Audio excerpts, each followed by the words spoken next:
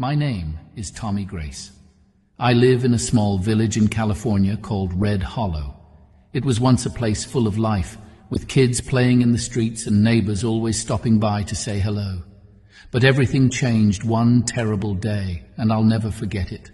A few years ago, the ground shook so hard it felt like the whole world was breaking apart.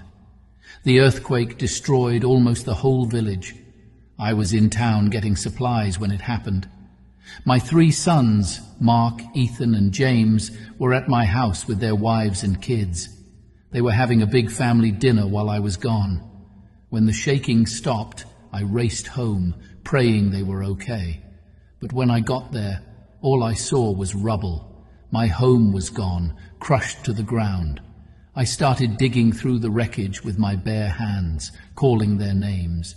But I only found silence. Then I found them, my sons, their wives, and even my sweet little grandkids, lifeless under the ruins. That day, I lost everything. My family was my whole world, and now they were gone. I didn't know how to keep living.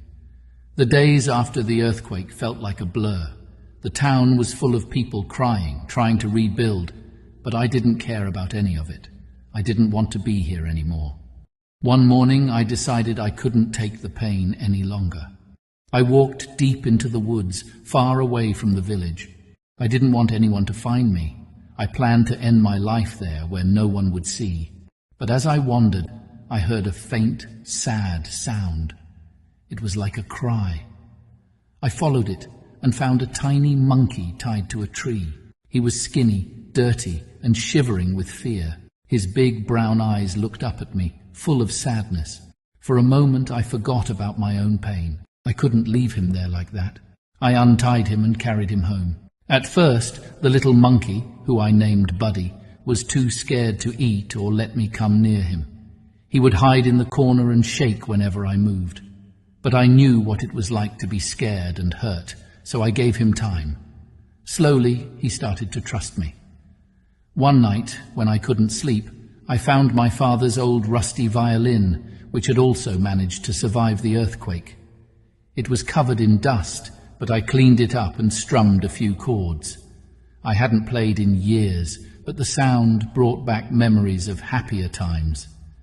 Buddy came out of his corner and sat near me, tilting his head as if he was listening. From that night on, I played the violin every evening, and Buddy always sat by my side. One day, as a joke, I gave him the violin, urging him to try his hands on it. He clumsily touched the strings, making silly sounds that made me laugh for the first time in ages. Over time, Buddy started to get better. His tiny hands learned how to pluck the strings, and soon he was playing real music. Now, Buddy and I perform together. We travel to nearby towns, sharing our music with anyone who will listen.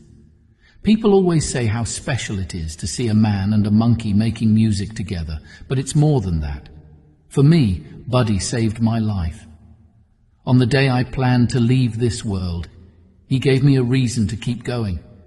Every song we play is a reminder that even when everything feels lost, there's still a chance for hope, love, and light. So when you see Buddy and me, know this: we are 2 broken souls who found each other in the darkest of times. And together, we chose to keep living one note at a time. To everyone out there who think they have lost everything, know that God has other better plans for you. Tonight, I'll allow Buddy to play 3 pieces and bless your evening. Listen and be encouraged. Thank you.